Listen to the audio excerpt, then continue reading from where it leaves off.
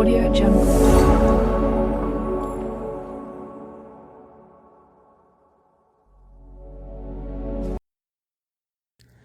Machine Bhagiratha పథకం గురించి తెలుసుకుందాం.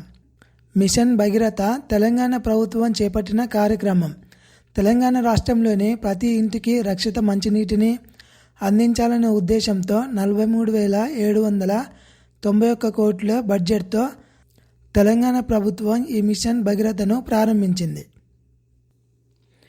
మిషన్ భగీరథ ముఖ్య లక్ష్యాలు: రాష్ట్రంలోని ప్రతి ఇంటికి నల్ల తాగునీటి సరఫరా చేయడం, ఫ్లోరైడ్ కాలుష్య సమస్యలను నివారించడం, నీటి కోసం గల గ్రామాల తరలింపును అరికట్టడం, ప్రతి గ్రామానికి పౌరులకు రోజుకు 100 లీటర్ల నీరు అందించడమే లక్ష్యం.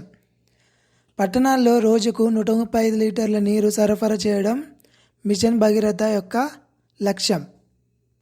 పట్టణాల్లో కూడా రోజుకు 135 లీటర్ల నీరును సరఫరా చేయడం కూడా దీని యొక్క లక్ష్యం. మిషన్ భగీరథ ఫలితాలు: లక్షలాది కుటుంబాలకు నల్ల తాగునీటి కనెక్షన్లు పెంచడం, గ్రామీణ ఆరోగ్యం మెరుగవడం, నీటి కోసం పట్టణాలకు తరలింపు తగ్గడం, స్కూళ్లలో అంగన్వాడీలో త్రాగునీటి అందుబాటు చేయడం. వినియోగదారులకు అవగాహన కోసం ఇంటి వద్ద నల్లనీటి కనెక్షన్ కోసం దరఖాస్తు చేయవచ్చు. సరఫరా జిల్లాలో నీటి క్వాలిటీ కంట్రోల్ కూడా ఉంటుంది.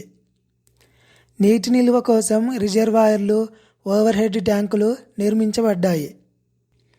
నాణ్యత గల నీటిని అందించేందుకు ల్యాబ్ పరీక్షలు నిర్వహిస్తారు.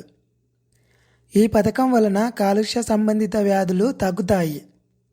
పిల్లలకు, వృద్ధులకు ఆరోగ్యాన్ని కాపాడటానికి ఇది ఉపయోగపడుతుంది. గ్రామీణ ప్రాంతాల్లో జీవన ప్రమాణాలు పెరిగాయి.